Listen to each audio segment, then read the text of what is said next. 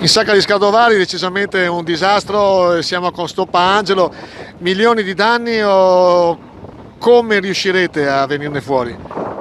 Ma avremo sicuramente bisogno di tutti, siamo stati colpiti veramente da una catastrofe, 3 volte in un anno che subiamo queste catastrofi come quella di ieri sera, però una cosa infernale, sono abbattute quasi tutte le cavane, quindi i pescatori sono in ginocchio proprio in questo momento che avevano iniziato il lavoro per le cozze, per il prossimo anno per le cozze, si trovano in ginocchio. Siamo veramente distrutti e tutta questa notte che siamo qua per gli argini per vedere questo disastro.